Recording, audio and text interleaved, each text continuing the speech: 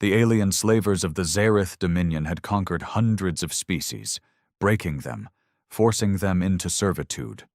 They believed themselves invincible. No race had ever resisted them for long, not the six-armed Tolvar, not the towering Grokhan, not even the hyper-intelligent Violari. Every civilization they touched fell to chains. So when they captured a single human, they thought little of it. The human had been found drifting in a ruined escape pod, the wreckage of a destroyed colony ship floating nearby. A routine salvage operation turned into an opportunity, another body for the labor pits. A species unregistered in their databases, which meant they had no interstellar allies to come looking. The perfect slave. The human, a male, was thrown into the gladiator pens of Zareth Prime, a world where broken slaves fought to entertain their masters. They called him Specimen 734 and expected him to die within a cycle, either in the arenas or from the brutal conditioning. But he did not die. At first, the slavers barely noticed. Humans were fragile things, soft-fleshed and weak-limbed compared to the towering warriors of the Zareth. They dismissed his survival as mere luck. Then came the fights. The human should have been slaughtered by the first beast he faced, a massive, tusked varul with skin like iron and claws sharp enough to tear through steel. Instead, he adapted. He learned the creature's movements, its patterns, its weaknesses, and then he killed it. Not with brute force, not with the desperate luck of a cornered beast, but with tactics, with intelligence, with patience. That was when the Zareth first realized something was wrong. Over the next cycles, the human continued to win, not just in the arena, but outside of it. He spoke to the other slaves. He listened. He learned their languages, their histories, their suffering. And he began to whisper. The Zareth were a species built on fear. They ruled by crushing all hope before it could bloom. But this human, this one insignificant specimen, was planting seeds of defiance in every broken heart. The guards started noticing changes. Slaves who had been obedient for years now looked at them with something different in their eyes. The fights in the arenas became more brutal, but the human never lost. Then one day, he vanished. The slavers searched for him frantically, tearing apart the slave quarters, interrogating every prisoner. He was nowhere to be found. Panic spread through the ranks. How could a single slave disappear from the most secure fortress in the Dominion? It took them 3 days to realize what had happened. The human had not escaped. He had moved. He had infiltrated the weapons depot. He had armed the slaves. And he had started a war. The rebellion began within the heart of Zareth Prime, but it did not stop there. Because this human was not just a survivor, not just a fighter. He was a soldier. And he had told the others what humans had always done best, what had allowed them to rise, to conquer, to endure. Humanity did not break under chains. They shattered them, and they made sure their enemies paid for ever trying. The uprising spread across the Dominion like wildfire. Enslaved warriors from dozens of species turned against their masters, armed with stolen weapons and led by the human who had once been nothing more than a nameless prisoner. The Zareth fought back. But they were used to battling fragmented, fearful rebels. They were not prepared for an enemy who could strategize, who could lead. World after world fell. The human taught his allies not just to fight, but to win. To strike where it hurt the most. Supply chains were severed. Communication networks collapsed. Zareth generals were assassinated in their own chambers. By the time the Dominion realized the true scale of their mistake, it was too late. The human, now known by the name the other freed slaves had given him, the Harbinger, stood at the gates of the Zareth homeworld itself, and he gave them one chance. "Surrender," he said, voice broadcast across the stars, or be erased. They refused. So he showed them what humanity did to those who tried to put them in chains. The war lasted 7 days. The Dominion lasted none.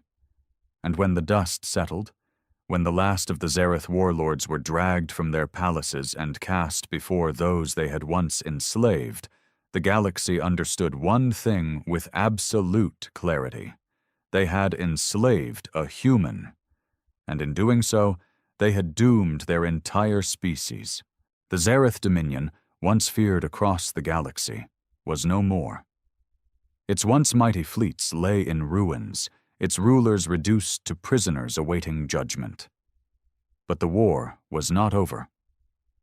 The Harbinger stood on the bridge of a captured Zareth dreadnought, staring at the holographic display of the galaxy. He could see the chaos unfolding beyond the Dominion's borders. Power vacuums never remained empty for long. The Dominion had not simply ruled by force. It had controlled trade routes, diplomatic ties, and resource distributions across entire sectors. Without it, warlords, opportunists, and rival empires were already beginning to tear at the remains, eager to carve out their own pieces of what was left. And the former slaves, the ones who had fought, bled, and died for their freedom, stood at the edge of a precipice. "Your orders, Harbinger?" asked Captain Threx, a Grokon warrior who had once been a pit fighter like himself. Now he commanded a fleet. He was one of many who had risen under the humans' leadership. The Harbinger studied the holomap. The war had started as vengeance, as survival. But now it was something else. The Zareth had ruled because they were strong. The galaxy understood strength. Without it, chaos would consume everything. A choice had to be made. Would they simply be victors of a rebellion? Or would they become something greater? He looked at the faces of his commanders, alien warriors from a dozen species, all of them waiting for his decision. The Harbinger took a deep breath. "We rebuild," he said, "not just for ourselves, for everyone the Zareth ever enslaved. We will not allow another empire to rise in their place." Threx nodded. "And what of the remaining Zareth?" The Harbinger's expression darkened. The Zareth had shown no mercy to the species they had conquered. Billions had died under their rule. Now, the galaxy demanded justice. "Gather them," he said. "The leaders, the generals, the slavers. They will answer for what they have done." The word spread quickly. The freed worlds cheered as the last of the Zareth rulers were dragged from their hiding places, brought before the people they had once enslaved. The trials lasted weeks. Some called for their execution. Others demanded they be enslaved in return, forced to suffer as their victims had.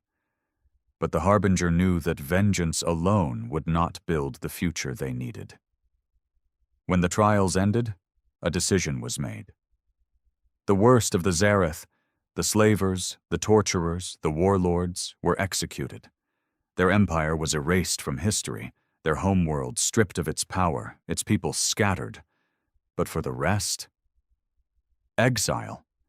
The Zareth as a species were not wiped out, but they would never rise again, never rebuild, never be allowed to claim power. They had ruled through fear. Now they would know what it meant to live in fear.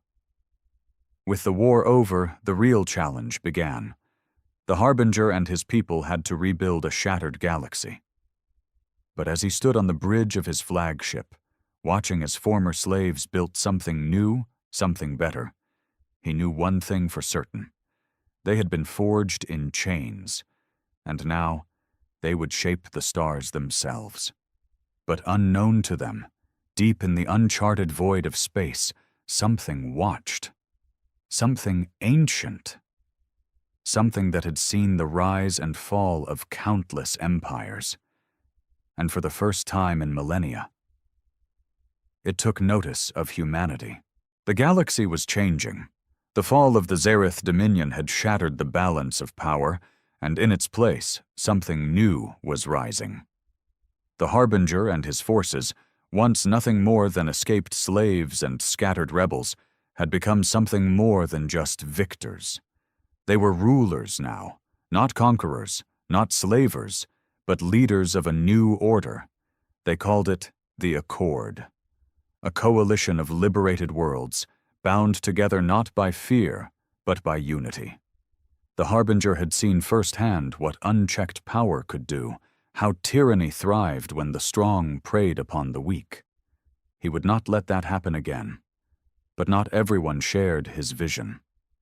Warlords, pirates, and remnants of the Zareth's old allies refused to bow to the new order.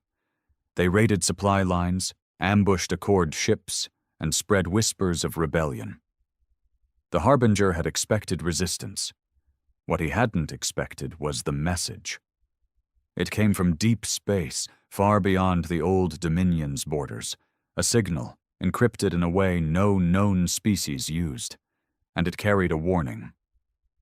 You have their attention. We are watching. We will see if you survive.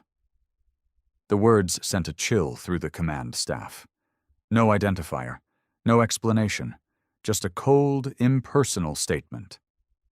The Harbinger frowned as he studied the transmission. It wasn't a threat, not exactly.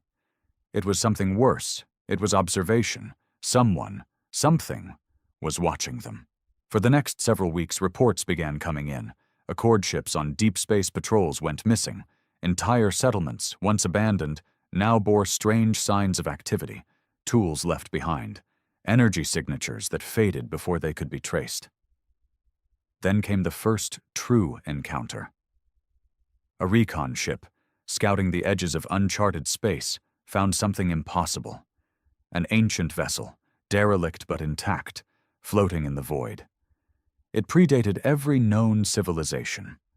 Its surface was covered in markings, unreadable but eerily precise, as though they had been grown rather than etched.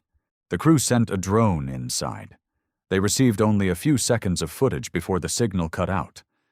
A corridor, stretching endlessly, walls that seemed to pulse, as if alive.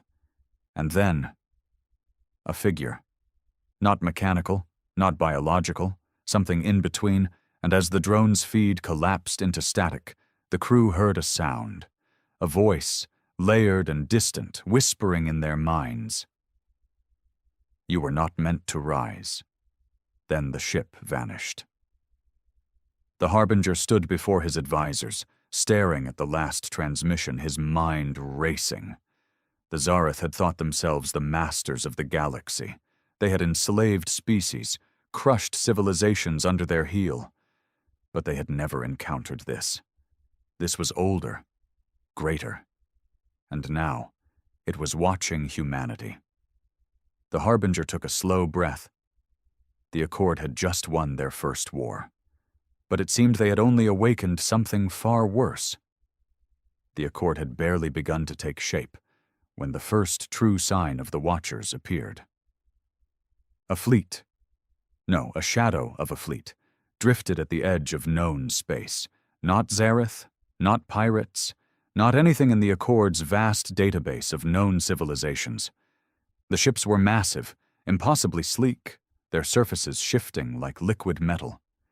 They hung in the void, silent, unmoving, as if studying the stars themselves. And then, one of them moved. It drifted toward an Accord outpost on the edge of the old Dominion's territory. The station's sensors flared to life, scrambling to scan the vessel, but found nothing. No energy readings, no heat signatures. It was there, but it wasn't.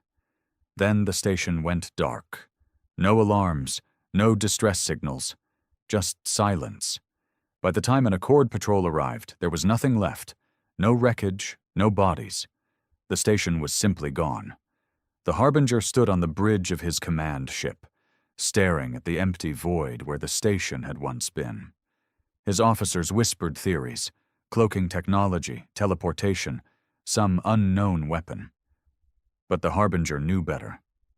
This was not an attack. This was a message. 2 days later, the Watchers spoke again. Another signal. No source, no location, just a voice, rippling through every Accord transmission. You were not meant to rise. You walk where others have fallen. You build upon graves long forgotten. The Harbinger clenched his fists. He had led a war against the Zareth. He had built an empire out of ruins. And now something beyond his understanding was telling him that humanity's ascension was a mistake. He would not accept that. "Send a reply," he ordered. His communications officer hesitated. "Sir, we don't even know where to send it." "Send it everywhere," the Harbinger said. His voice was calm, but there was fire in his eyes. When he spoke, his message echoed across every Accord frequency, broadcast into the void itself. "We were slaves once. We were broken, but we rose. And if you believe we do not belong here, come and prove it." The silence that followed was deafening. The crew waited. Hours passed. No response. Then, deep in the void, something moved. The Watchers were coming. The first attack came without warning. An Accord colony, Valrith 7, vanished overnight. No distress signals, no explosions, no battle. One day, it was a thriving settlement. The next, it was an empty husk. Buildings stood untouched, supply caches remained full, but there were no people. No bodies, no traces of a struggle. 30,000 souls gone without a trace. The Harbinger wasted no time. He mobilized the fleet, deploying scout ships to the edges of Accord space. Every patrol was doubled. Every sensor array was recalibrated to detect even the faintest anomaly. And still, the Watchers remained unseen, until the Retribution vanished. It was one of the Accord's finest warships, a battlecruiser bristling with weapons. It had been sent to investigate the colony's disappearance. Its last transmission was a garbled mess, fragments of panicked voices, alarms blaring. Then a final message from its captain, voice shaking with something the Harbinger had never heard before. "Fear. They are here. They are inside. We were never—" Silence. The Harbinger did not sleep that night. The breakthrough came unexpectedly. A science vessel, the EOS, had been analyzing the last known location of the Retribution when they found something. A footprint in space itself. It wasn't a traditional ship's energy signature. It was something else. A distortion. A warping of reality, as if space had been stretched, twisted in a way physics did not allow. And within that distortion, they found something small, insignificant. A single piece of metal. When they brought it aboard for analysis, the ship's AI refused to identify it. The onboard systems, advanced beyond anything the old Dominion had possessed, simply shut down whenever they tried to scan it. It was wrong. Then the EOS received a transmission, not from an outside source, from inside the ship. The crew gathered around as the message appeared on their monitors, written in an unknown language, yet every single person understood its meaning. "You should not have touched it." Then the lights flickered.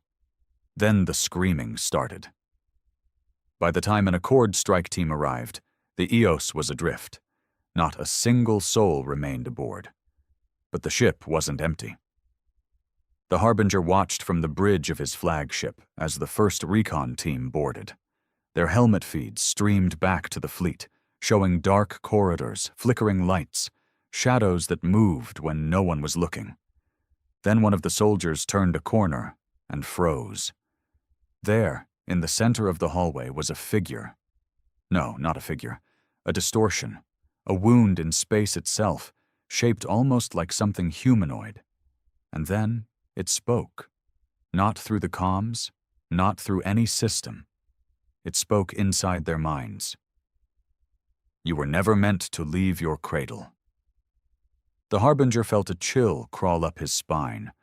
For the first time in his life, he realized something terrible. The war against the Zareth had been nothing. The Accord was nothing. Because something else had already decided the fate of this galaxy long before humanity had ever left Earth. And now they had noticed him. The Harbinger had faced war. He had faced slavery, rebellion, and the fall of empires. He had built the Accord from the ashes of tyranny. But this was something different. The Watchers weren't invaders in the way the Zareth had been. They didn't send fleets. They didn't demand surrender.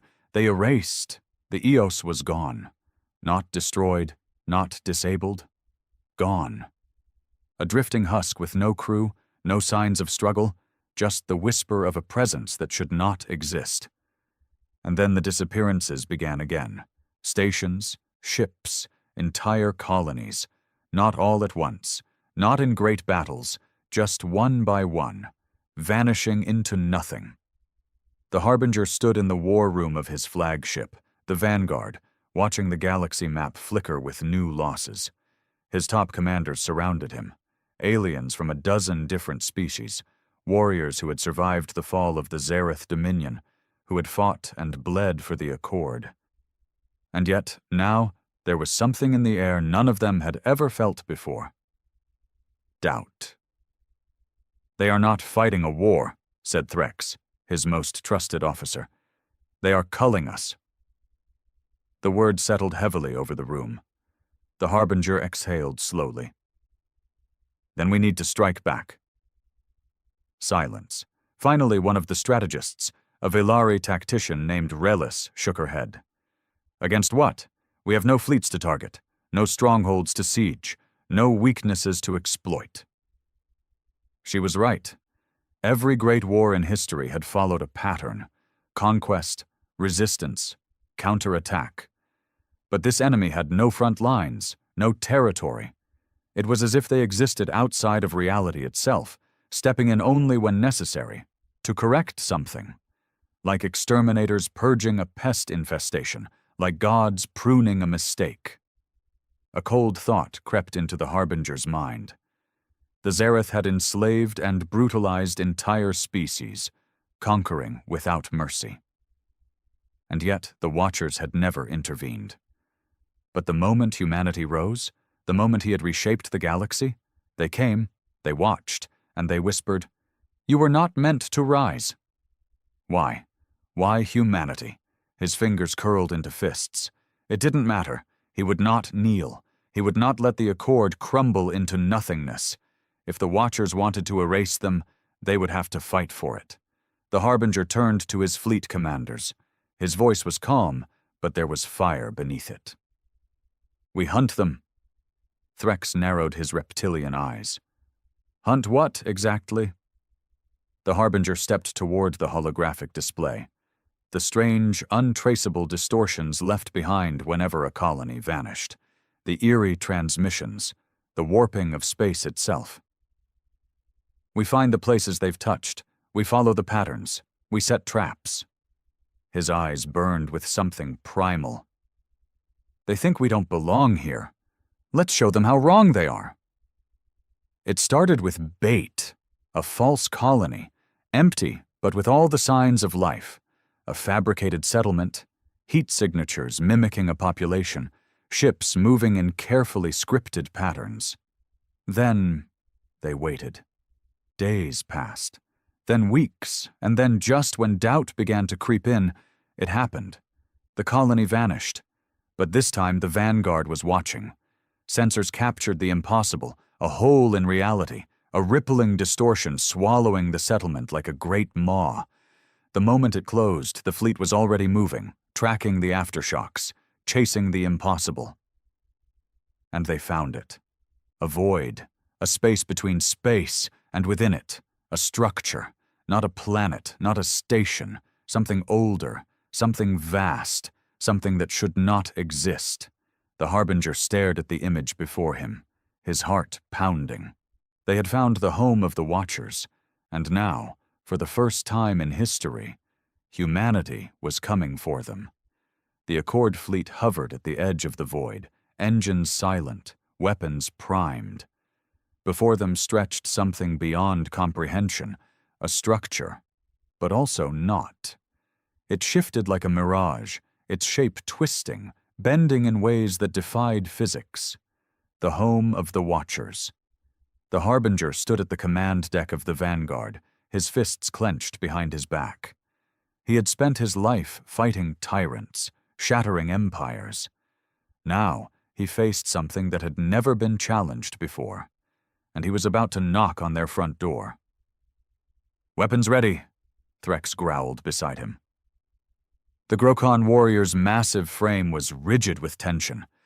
"We strike first, hit them hard before they can—" "They already see us," Relis interrupted. Her voice was hushed, almost reverent. "They've always seen us." The Harbinger knew she was right. This wasn't a surprise attack. This was an intrusion, and the Watchers did not tolerate intrusions. The moment the fleet moved forward, reality broke. 1 second, the void was empty. The next, they were everywhere. The Watchers did not arrive with ships. They became the battlefield. Space itself twisted as their presence unfurled. They weren't machines. They weren't biological. They were something else. Shadows that pulsed with unnatural energy, shifting forms that flickered between dimensions. And then, without warning, they struck. The first Accord destroyer, the Resolute, vanished. Not destroyed, not damaged, simply ceased to exist. Alarms blared across the fleet, weapons fired, but the shots passed through the Watchers as if they weren't real. Until suddenly they were, and then they weren't, shifting between existence like a cruel joke. The Harbinger gritted his teeth. He had expected resistance. He had not expected to fight ghosts. "Redirect targeting to ion fields," he ordered. "If they shift out of phase, we box them in." The fleet adapted. Instead of trying to destroy the Watchers outright, they surrounded them, trapping them in bursts of energy fields. The Watchers faltered, not used to resistance, not used to being hunted, and for the first time, they reacted. A voice rippling through every mind in the fleet. "You do not understand. You defy the order. You are a mistake that must be corrected." The Harbinger snarled. "Funny, that's what the Zareth said too." And then he gave the order. Fire. The battle was unlike anything recorded in galactic history. The Watchers were not an army. They were a force, something ancient, something woven into the fabric of reality itself. But the Harbinger had built an army from nothing before. He had turned slaves into warriors, rebels into conquerors, and now he was turning ghosts into prey. Coordinated energy pulses struck the Watchers, forcing them into form, making them real, and real things could die. One by one, the Watchers began to falter. One by one, they fell.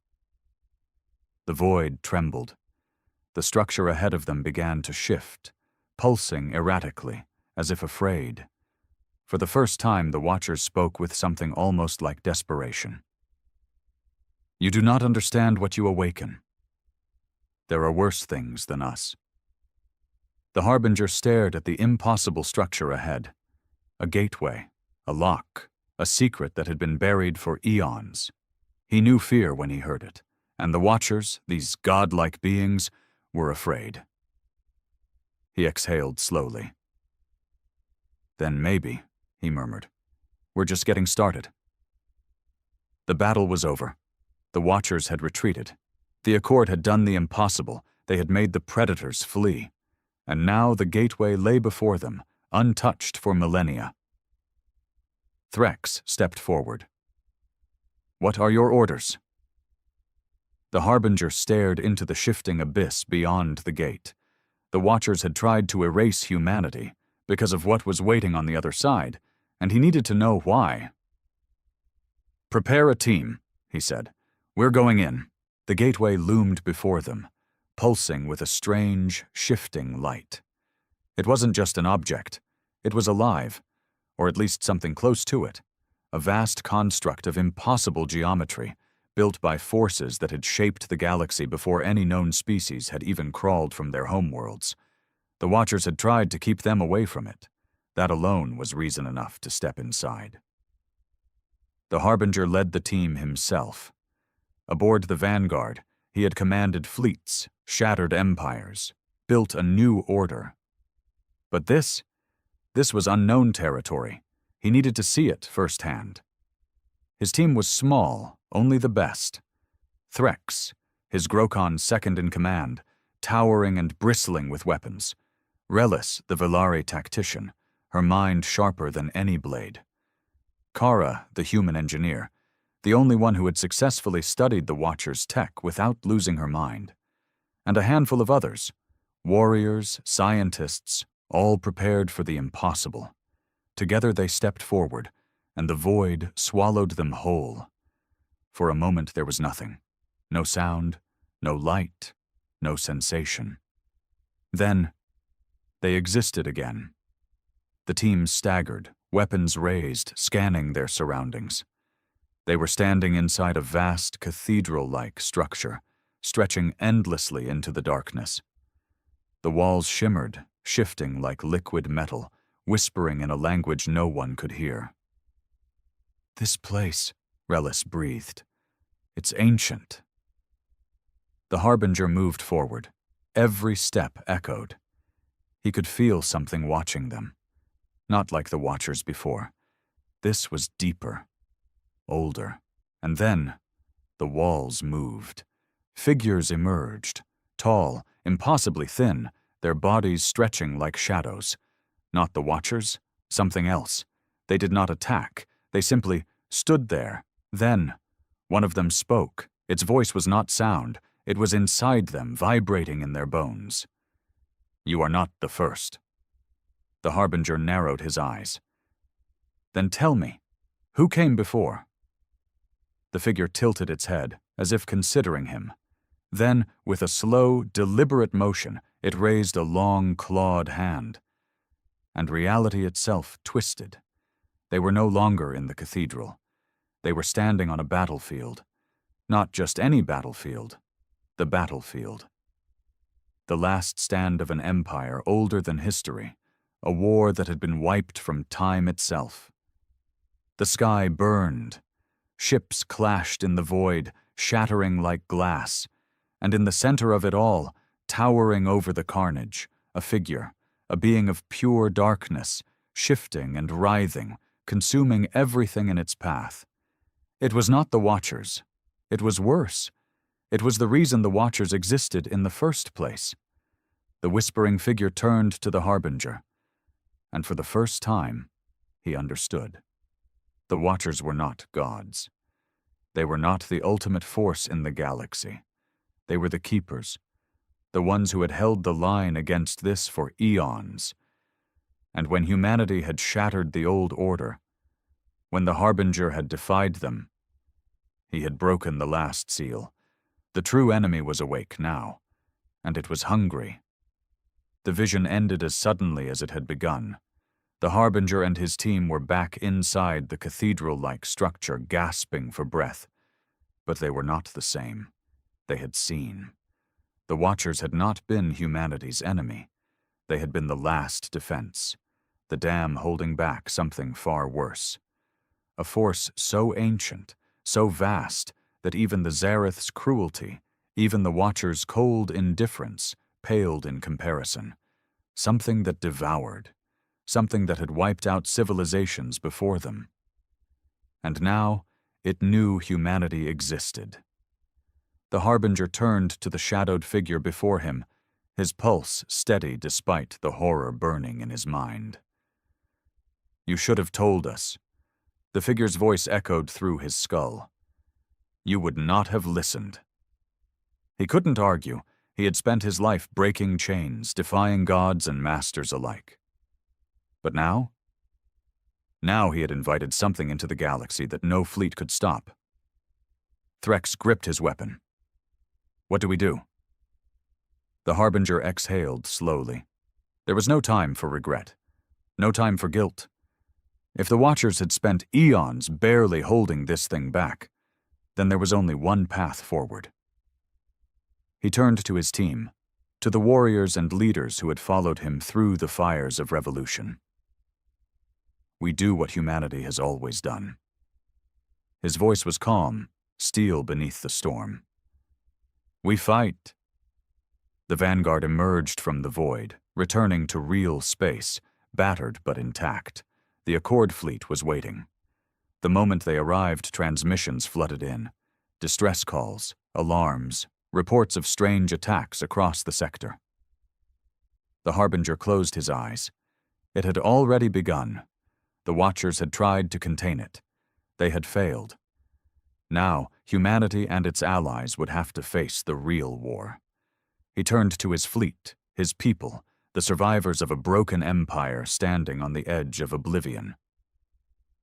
"This isn't just about us anymore," he said, his voice echoing through every comm channel. "This is bigger than humanity, bigger than the Accord. This is about survival." A pause.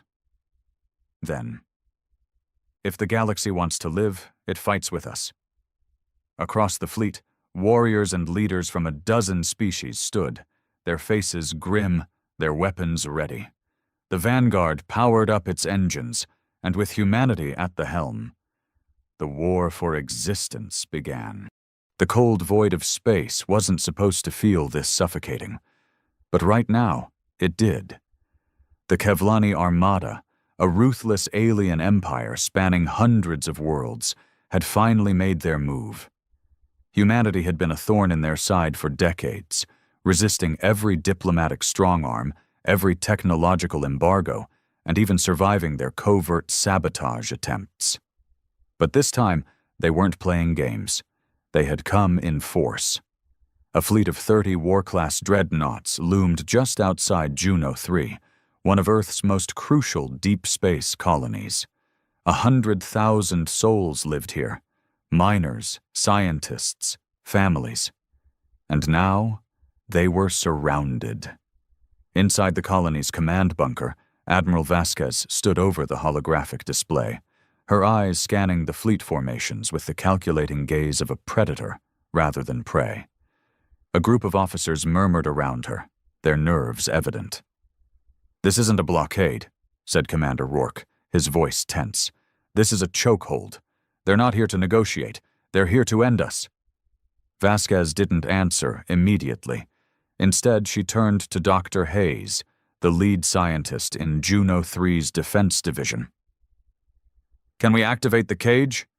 Hayes hesitated. "It's untested. If it fails, we die anyway," Vasquez cut in. "Do it." The cage was a theoretical countermeasure, a desperate attempt at turning human ingenuity into a last-ditch defense mechanism. The Kevlani had superior firepower, but humans adapted. As Hayes rushed to implement the activation sequence, a deep, guttural voice echoed through the bunker's speakers. "Humans of Juno 3, you are hereby subjects of the Kevlani Dominion. Surrender, and your deaths will be painless. Resist, and we will erase your existence from the stars." The voice belonged to Grand Warlord Tarvok, the Butcher of the Serath Nebula, a warlord who had personally overseen the extermination of entire planetary civilizations. Vasquez smirked. She tapped a command into the console, activating the colony's wide-range communicator. "Tarvok, you really don't know humans, do you?" she said, her voice cool and composed. There was a brief silence before a response came, this time laced with amusement. "Your courage is wasted, Admiral. Your species is overmatched, outgunned, and cornered. You cannot win." Vasquez's smirk deepened. "Oh, we know. That's why we're not playing to win."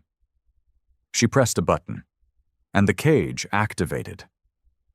Juno 3's entire planetary grid hummed to life, sending a massive electromagnetic pulse rippling outward. Not just a standard EMP, but a specialized gravitic distortion pulse designed to interfere with the Kevlani's phase drives. Tarvok's fleet suddenly lurched in space. The graceful, predatory movement of their ships came to an abrupt halt. Panic crackled through their communication channels as their navigation systems short-circuited. Vasquez turned to Rourke. "Now, we flip the script." "Roger that," Rourke said, barking orders to the gunnery officers. Juno 3's defenses were nothing compared to a Kevlani war fleet, but the colony had one thing the enemy never considered: a fleet of civilian ships rigged for war. Cargo haulers, mining vessels, even personal transporters. Every last one of them had been secretly modified with weapons, armor, and countermeasures. This wasn't just a colony, it was a trap. The first volley of missiles launched from Juno 3's surface, targeting the dreadnought's now vulnerable hulls. The Kevlani were used to overwhelming their enemies. They had never been put on the defensive before. Explosions rippled across the enemy fleet, smaller ships breaking apart as their shields collapsed. The Kevlani scrambled to adjust, but without their phase drives, they couldn't maneuver out of the colony's range. Tarvok's voice returned, now furious. "You insolent filth! You dare—" "Oh, we do more than dare!" Vasquez cut him off. "We prepare!" The colony's hidden boarding parties launched next. Small, fast-moving vessels packed with Special Forces operatives trained in counter-Kevlani warfare. They latched onto the enemy ships like leeches, cutting into their hulls and unleashing trained human soldiers into their corridors. The battle was chaos. Tarvok hadn't just underestimated human tactics. He had underestimated our sheer refusal to die quietly. The Kevlani thought they had trapped humanity. They had no idea they had just walked into the biggest mistake of their lives. The Kevlani dreadnought Sovereign Wrath burned in the void, its sleek black hull scarred by unexpected damage. Fires raged in the corridors, alarms blaring in a language that, until now, had never known panic. Human boarding teams moved like ghosts through the wreckage, their weapons sharp, their purpose sharper. Tarvok stood at the center of his warship's command deck, claws digging into the armrest of his throne. His yellow eyes burned with rage as he watched his fleet struggle, their formations broken, their superiority meaningless in the chaos humanity had unleashed. "Status," he barked. His second-in-command, Vorkal, bared his fangs in frustration. "The human pulse disrupted our phase drives. Our dreadnoughts are trapped in normal space until we can recalibrate. The enemy is using improvised vessels to attack weak points in our hulls. It is unconventional," Tarvok snarled. That word, unconventional, it was the only true advantage humanity had ever had. They were weaker, slower, less advanced, but time and time again they refused to fight properly. They never accepted they had already lost, and that made them dangerous. "Redirect all firepower to the colony's surface," he ordered. "If we cannot break free, we will burn them alive." The gun crews obeyed. The Sovereign Wrath's primary cannon turned toward Juno 3, its massive energy core charging. But then, something unexpected happened. The cannon shut down. Tarvok's eyes widened. "What?" A deep chuckle echoed through the bridge's speakers. A human voice, smug, confident, and infuriatingly calm. "Hey there, Tarvok. Having a rough day?" Tarvok's claws scraped against his throne, his body stiffening. "Who is this?" "Just a guy who doesn't like bullies." Tarvok didn't understand what was happening until he glanced at the tactical display. The humans had done something unthinkable. A small group of boarding shuttles had latched onto Sovereign Wrath's engineering bay, and in the chaos of battle, his security teams had been too overwhelmed to stop them. Now, humans were inside his ship, inside his control systems. Tarvok slammed a fist onto the control panel. "Seal off engineering. Flush them into space." "Yeah, about that," the human voice returned. "We've already overridden the locks. Also, did you know that if you reroute power from life support to weapons, there's a teeny tiny risk of a total core meltdown? Tarvok's stomach dropped. You wouldn't dare, he growled. Try me, the voice said. And then the lights flickered. Sovereign Wrath's primary cannon shut down completely. The weapons grid followed. Deck by deck, the entire ship was being hijacked. Tarvok had always assumed humanity was reckless, that they threw themselves into battle because they had no strategy. But this wasn't recklessness. This was surgical, brutal, and methodical warfare. Down in the engineering bay, Lieutenant Sarah Connors wiped a streak of oil from her cheek, grinning at the panicked alien crew members around her. The Kevlani were taller, stronger, and better equipped. But right now, none of that mattered. Because humans cheated. Sarah adjusted her comms. Command, we've got control of their primary power grid, awaiting orders. Admiral Vasquez's voice came through, crisp and ruthless. Tarvok thinks we're desperate. Let's remind him who the real predators are. Sarah smirked. The Sovereign Wrath, once the most feared ship in the Kevlani fleet, was now under human control, and the real fight had just begun.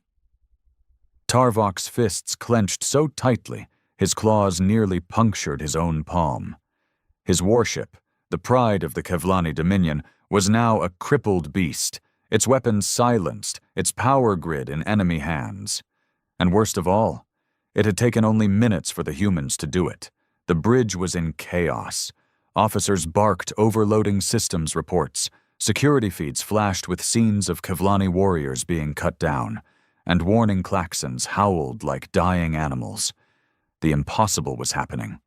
The prey had become the predator.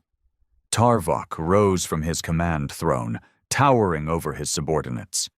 Enough! His voice was a snarl of pure fury. Prepare for manual override. I want full control back now! Vorkal, his second-in-command, hesitated, his claws flexed in unease. Supreme Warlord, the humans have compromised our reactor failsafes. If we attempt a system reboot... Tarvok grabbed Vorkal by the throat and lifted him off the ground with ease. The bridge fell silent. Do you think I fear these creatures? Tarvok growled, his yellow eyes burning with hatred. I have exterminated species that dared defy us. I have bathed in the blood of those who thought they were clever. Vorkal gurgled, struggling against his grip. I will not be humiliated by them. Tarvok dropped Vorkal to the floor. The officer gasped, rubbing his bruised throat. Find a way to purge them from my ship, Tarvok ordered, or I will purge you. But even as he issued the command, he knew. This was different. Humans weren't just fighting. They were winning. Admiral Vasquez stood with arms folded, eyes locked on the tactical display. The situation was shifting faster than even she had expected. The Kevlani fleet, once an overwhelming force, was crippled, its ships unable to maneuver, its flagship now under human control. Status report on the boarding teams. Alpha Team controls engineering, Commander Rourke replied. Bravo is pushing towards the bridge. Resistance is heavy, but the Kevlani are fighting like cornered animals. Vasquez nodded. That was expected. The Kevlani were warriors, genetically engineered for domination, raised from birth to believe they were superior. But they weren't used to losing. And that was exactly why humanity was about to destroy them. She activated her comms. Lieutenant Connors, do you have control of their reactor systems? A crackle, then Sarah's voice came through, grinning even over comms. Oh, we've got more than that. Their ship is basically ours now. We can shut them down, or blow them up. Vasquez smiled. Let's not waste the opportunity. Push forward. The bridge is the priority. Roger that. We'll make it quick. Vasquez turned back to Rourke. How are our own losses? He hesitated. Heavier than we'd like, but acceptable. Vasquez exhaled. Every casualty stung. But this was a war they couldn't afford to lose. Because the Kevlani? They wouldn't have hesitated to slaughter every last human on Juno 3. And now, they were paying for that arrogance. Sarah Connors ducked behind a half-melted bulkhead, her pulse rifle smoking as she dropped another Kevlani warrior. Their bodies were thicker, stronger, their reflexes faster. But humans? Humans had adaptation. And right now, Sarah and her team were adapting the hell out of this fight. "Move! We're 3 hulls from the bridge," she barked. The Marines pushed forward, clearing rooms with brutal efficiency. Kevlani officers tried to rally, but their coordination was falling apart. They weren't used to this kind of relentless aggression. One of the aliens roared, lunging at Sarah with a plasma-forged blade the size of her leg. She sidestepped, slammed the butt of her rifle into its jaw, then jammed a shock blade into the gap in its armor. The Kevlani collapsed, convulsing as electricity fried its nervous system. "That's for Earth, asshole," Sarah muttered. A burst of static hit her comms. "Lieutenant, we're getting reports that the Kevlani fleet is trying to regain control of their phase drives," Sarah cursed. If they managed to escape, they'd bring reinforcements. They had to end this. Now she turned to her squad. "We need to take the bridge. No holding back." Her Marines grinned. They knew what she meant. This wasn't just an infiltration mission anymore. This was an execution. Tarvok braced himself against the command throne, eyes darting between his failing tactical screens. The humans were coming. A deep, primal part of him, a part he had never acknowledged, felt something he had never felt before. Not anger, not hatred, fear. Because for the first time in his life, Tarvok was realizing something terrifying. Humans didn't fight like warriors. They fought like monsters.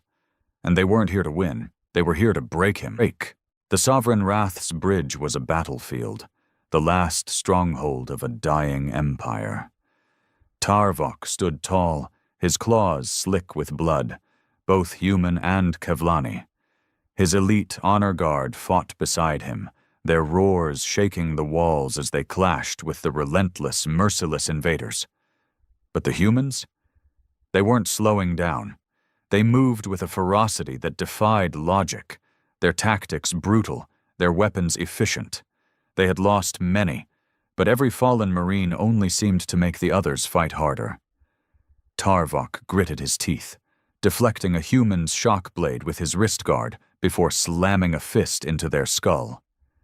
The soldier crumpled, but 2 more took their place. They never stopped. And then, the doors at the rear of the bridge blew open. Sarah Connors stepped through the smoke, pulse rifle raised, her eyes locked onto Tarvok. Her armor was scorched, blood smeared across her face, some hers, some not. But her expression? Calm, controlled, like she already knew how this was going to end. Tarvok felt his warriors hesitate. They could feel it too, the shift, the inevitability. Humanity had already won. Sarah's team had fought tooth and nail to reach the bridge.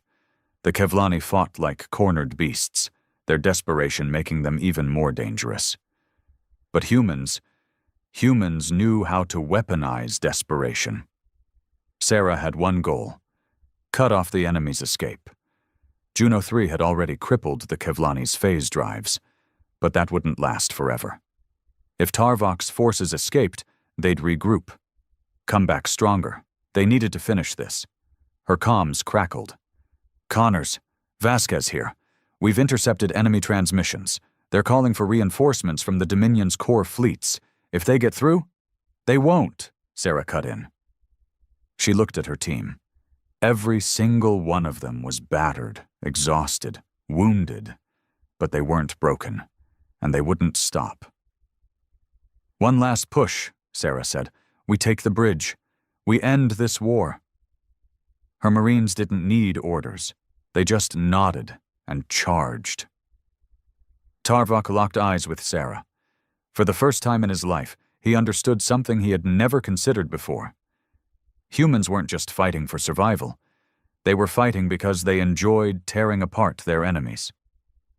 A sickening realization crept up his spine. Had he been wrong? Had his people, his entire empire, miscalculated the nature of humanity? They had thought of humans as weak, undisciplined savages. But looking into Sarah Connor's cold, predatory gaze, Tarvok saw the truth. They were the monsters. And the Kevlani? They were just another species doomed to extinction. Sarah tilted her head. "What's the matter, Warlord?" she asked, stepping forward. "Not used to being on the other end of an execution?" Tarvok snarled, lunging forward. Bang! Sarah's pulse rifle fired once, a single clean shot to the knee. Tarvok collapsed, roaring in pain. His warriors staggered, their confidence shattered. Sarah moved in, pressing her rifle under his jaw. "Surrender," she ordered, "or we burn the rest of your fleet out of the sky." Tarvok breathed heavily, his massive frame trembling. For the first time in his life, he had no options left. Tarvok had never felt this before. Not on the battlefields of Vor-Kesh, where he had personally crushed the last resistance of the Zalorans. Not during the culling of Theta Prime, when his fleet burned an entire world to ash. Not even when he had stood before the Kevlani High Dominion, earning the title of Supreme Warlord. This was different. This was defeat. Sarah Connors stood over him, her pulse rifle firmly pressed under his jaw, finger hovering over the trigger. Around them, the bridge was silent. The battle had ended in minutes once their leader fell. His warriors, his once mighty warriors, stood motionless, weapons lowered, their bodies tense with uncertainty. This wasn't how it was supposed to be. Humans were supposed to beg. They were supposed to break. They were supposed to die screaming. And yet here he was, on his knees.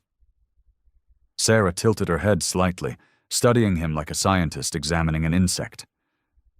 "You know," she said, voice casual, almost conversational, "we could kill every last one of you. Right now. No negotiations. No mercy." Tarvok's mandibles twitched in anger, but he said nothing. Because she was right. The entire fleet was compromised.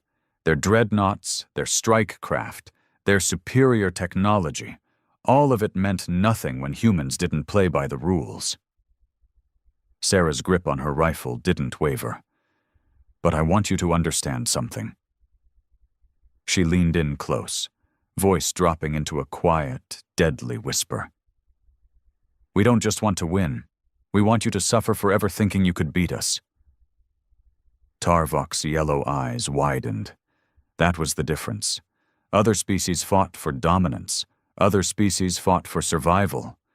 But humans, they fought to make sure you never tried again. Tarvok's breathing was ragged.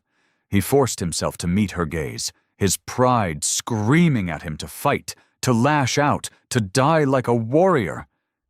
But that's what they wanted. That's what she wanted. If he died now, his species was over.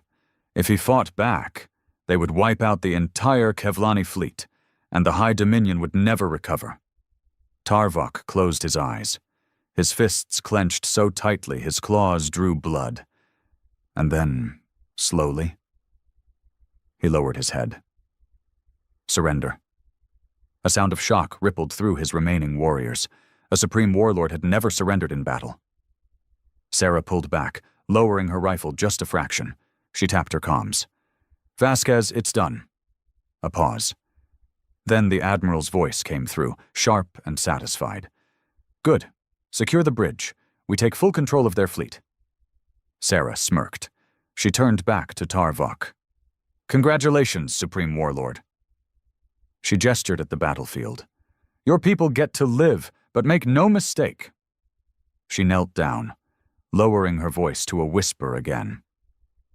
"If any of your kind ever think about trying this again, we won't just destroy your fleet.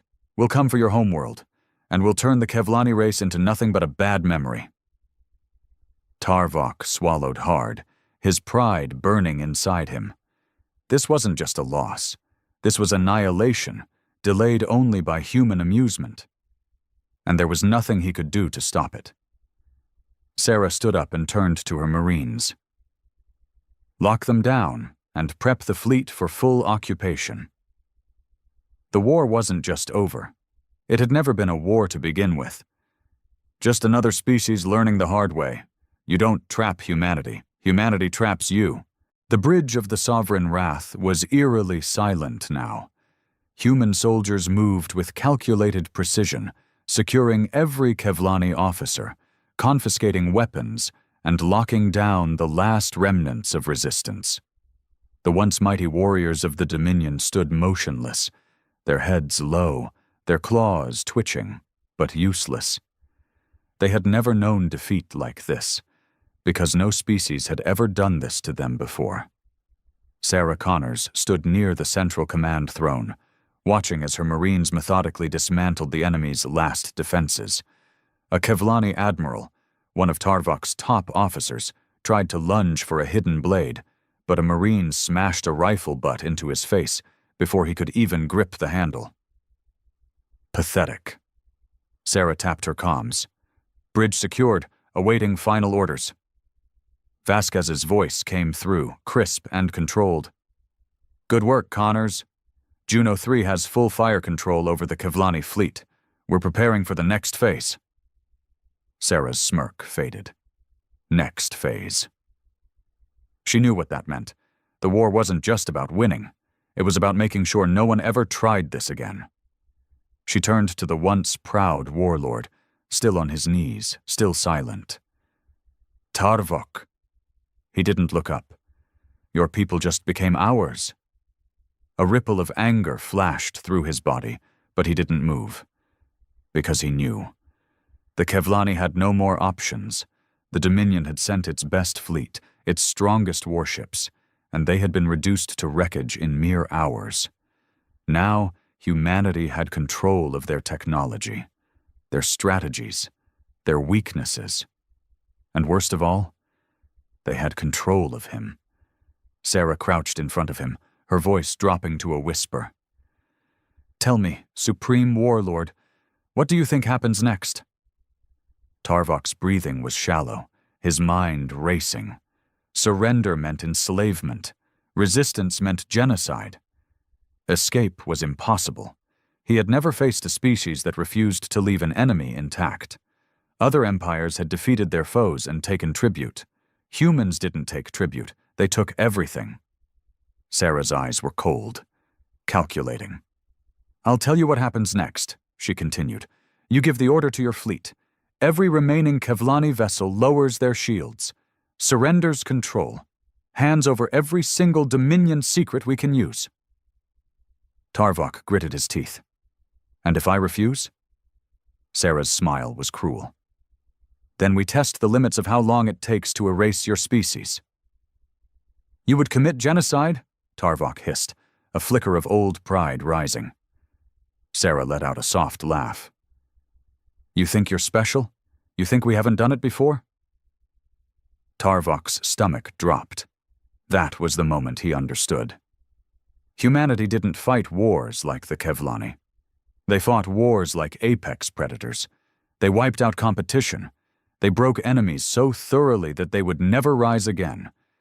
The Kevlani had assumed that human mercy was weakness. They had been wrong. It was a choice. A gift humanity only gave if they saw a reason to. And right now? Sarah was looking at Tarvok as if she were deciding whether or not his species deserved to exist. He exhaled slowly.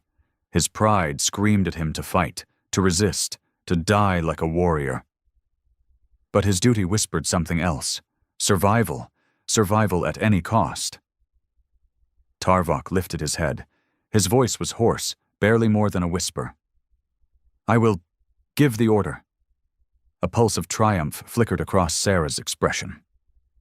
She tapped her comms. Vasquez, it's done. The Supreme Warlord is ready to comply. A pause. Then the Admiral's voice. Well done, Lieutenant. Secure the surrender. Then bring him to me.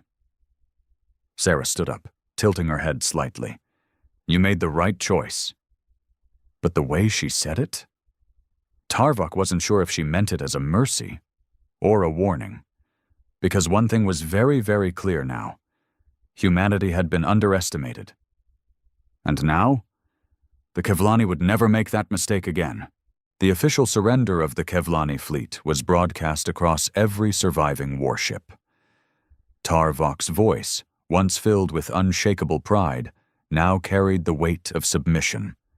His orders were clear: lower shields, deactivate weapons, and hand over command to the humans. And as the Kevlani Dominion's once mighty armada submitted, one brutal, undeniable truth became clear to everyone. The war was over. Not just this battle, not just this campaign, the entire war. And humanity had won. Admiral Vasquez stood with her arms crossed, watching the fleet fall in line. The once glorious dreadnoughts of the Kevlani Empire were now prizes of war, their fearsome war engines reduced to idle husks. And every single one of them? Now under human control. Vasquez exhaled, turning to Commander Rourke. Confirm all Kevlani vessels are secured. Rourke nodded. Aye, Admiral. The fleet has surrendered completely. Some minor resistance, but nothing we can't handle. Vasquez smirked. Good.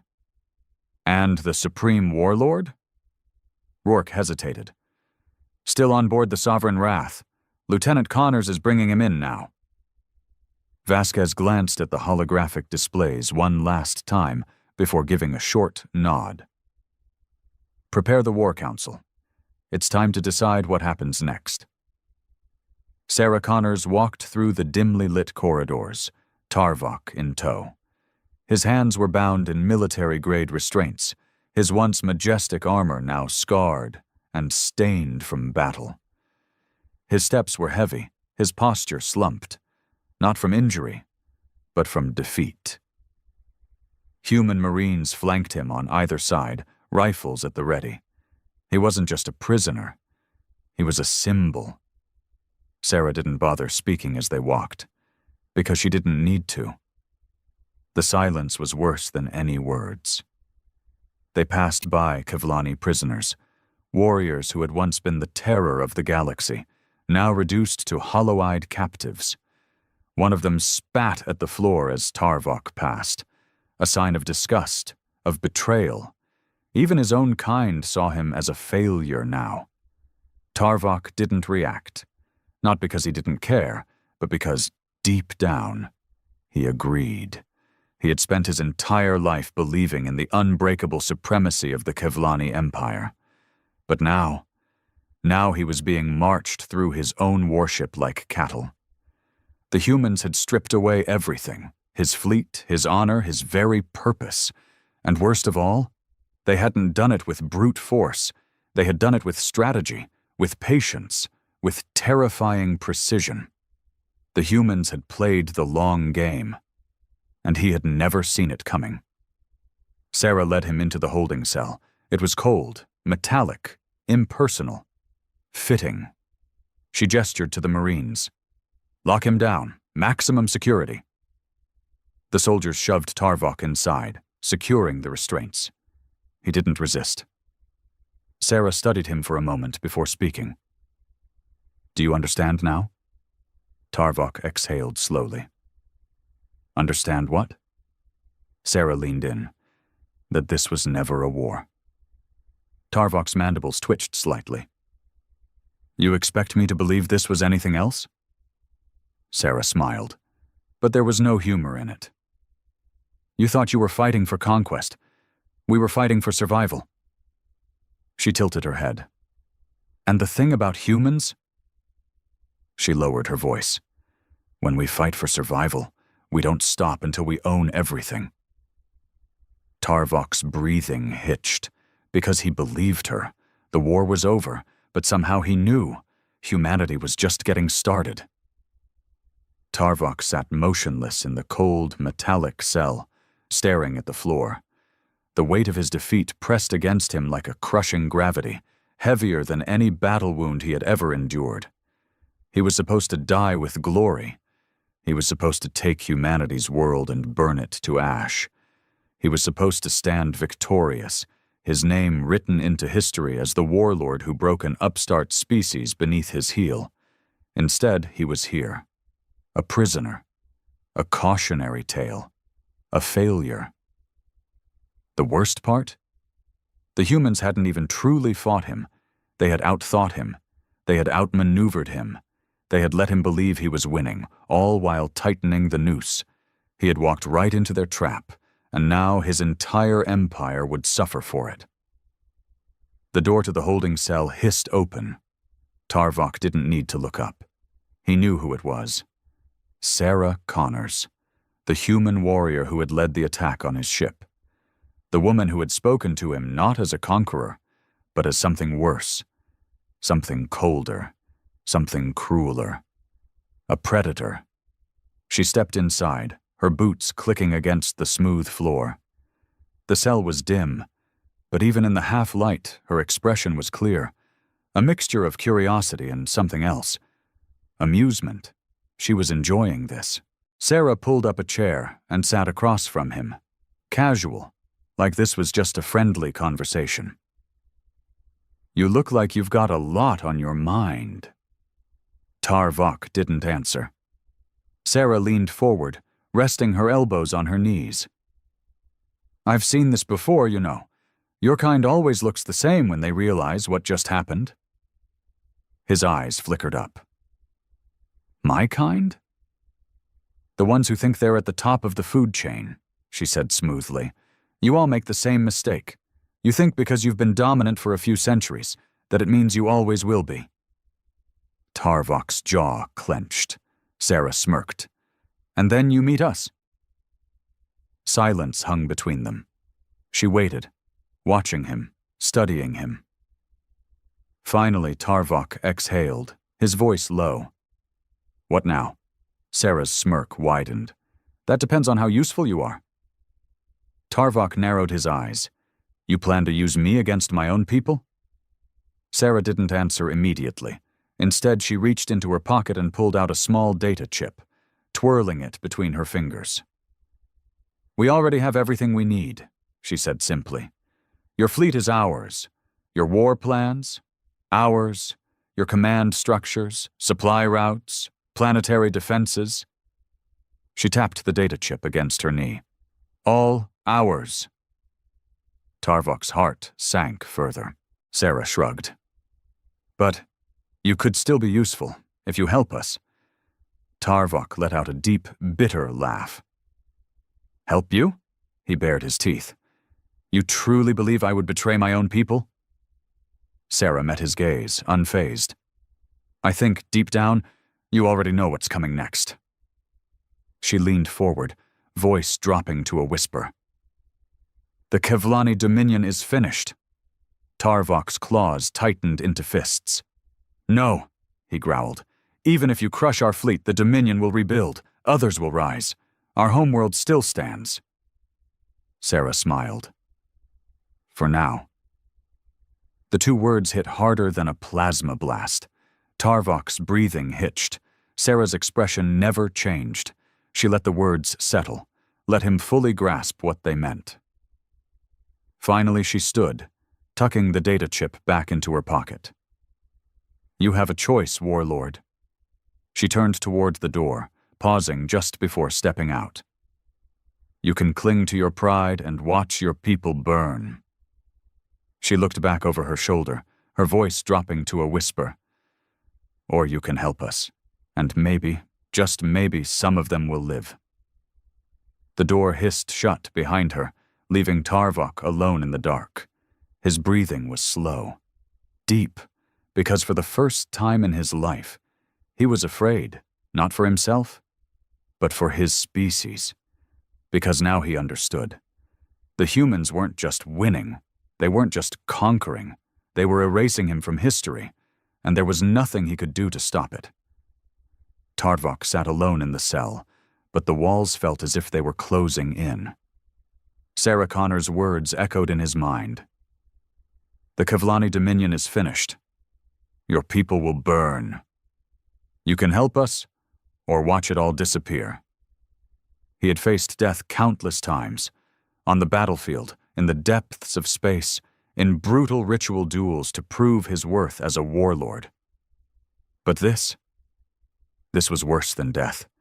This was the slow, creeping realization that everything he had believed in was a lie. The Kevlani weren't superior. The Kevlani weren't invincible. They had never been the hunters. They had been prey all along, and humanity had simply been waiting for the right moment to strike. Admiral Vasquez stood before a holographic display of the captured Kevlani fleet. Her officers gathered around her. The mood in the room was intense, because now came the hard part. The war was over, but what came next would determine the future of humanity itself. Commander Rourke folded his arms. We should destroy them, every last one of them. Send a message that no one messes with Earth. Some officers murmured in agreement, others hesitated. Vasquez exhaled. That's one option. She turned toward Dr. Hayes, who had been studying Kevlani biological data for weeks. Thoughts? Vasquez asked. Hayes adjusted his glasses. The Kevlani are an empire built on conquest. If we just wipe them out, another species will rise to take their place. Maybe worse. So what? We let them live? Rourke scoffed. After what they did to us? Vasquez turned back to the hologram. She had spent her entire career preparing for this moment. And now she had to make the hardest decision of her life. How do you break an empire permanently? Her comms buzzed. Sarah Connor's voice came through. Admiral, Tarvok is thinking. He's not talking yet, but he's close. Vasquez smirked. Good, because she wasn't done with him yet. The door hissed open again. Tarvok didn't look up this time. He knew who it was. Sarah stepped inside, arms crossed. We need to talk. Tarvok remained silent. Sarah sighed. Still playing the proud warrior? Even when you know you've already lost? His mandibles twitched in irritation. Say what you came to say, human. Sarah pulled up a chair, sitting across from him. Here's the deal, warlord. She leaned forward, voice calm. Your fleet is gone. Your empire is crippled. Right now, my admiral is deciding whether to wipe out every last one of your people, or let them exist under our control. Tarvok's eyes narrowed. Control? Sarah nodded. A new order. One where your people no longer rule the stars. One where humanity calls the shots. Tarvok bared his teeth. You think my kind will submit? Sarah shrugged. I think it doesn't matter what they want. They don't have a choice. Silence. Sarah studied him. Then she delivered the final blow. Help us. Work with us. And maybe, just maybe, we'll let some of your kind live. Tarvok felt something deep inside him snap. They weren't just asking for surrender. They were demanding obedience. The Kevlani Dominion was dead, and he had to decide whether or not his people would die with it. Tarvok had never been a coward. He had fought wars, crushed rebellions, stood at the pinnacle of the Kevlani war machine. But as he sat in that cold, metallic cell, staring into Sarah Connor's ruthless eyes, he realized something terrifying. This wasn't a war anymore. This was the end of his species as he knew it. The Kevlani Dominion, once feared across the stars, was now nothing but a dying ember, its fate held in the hands of the very species they had tried to erase. And he? He was no longer a supreme warlord. He was a prisoner of history. He exhaled slowly, the words tasting like poison as they left his mouth. What do you want? Sarah's smirk was cold, victorious. She leaned back, arms crossed. Simple. Her voice was smooth, matter-of-fact, like a hunter explaining the rules to its prey. You will deliver a message to your people. You will tell them the Dominion is over. You will tell them that from this day forward, humanity runs the show. Tarvok's claws tightened into fists. And if I refuse? Sarah's smirk widened. Then we wipe you out, slowly, one planet at a time, until there is nothing left of your kind but dust and regret. Tarvok felt his breathing quicken, rage boiling beneath the surface. But deep down, he knew the truth. This wasn't a choice. This was a sentence. The Kevlani had ruled with an iron fist for centuries, but now they would live on their knees, if they lived at all. And he? He would be remembered not as a warlord, but as the first Kevlani to bow. Slowly, painfully, Tarvok nodded. Sarah's smirk never faded. She tapped her comms. Admiral Vasquez, our guest is ready to cooperate. A pause. Then Vasquez's voice came through, calm, assured. Good, let's make history. The Kevlani surrender was broadcast across every known star system. Tarvok's voice, once filled with thunderous pride, now carried the weight of defeat as he uttered the words that would echo across the galaxy. The war is over. The Dominion is no more. Humanity is our new master. Across Kevlani worlds, warriors dropped their weapons, eyes filled with shock, rage, and horror. On Earth and its colonies, celebrations erupted. The war was over. Humanity had not just survived, they had dominated. And as the last remnants of the Kevlani fleet were integrated into human control, one truth became clear to every species in the galaxy. Humanity had flipped the script. They had not been conquered. They had become the conquerors. And now, the galaxy belonged to them.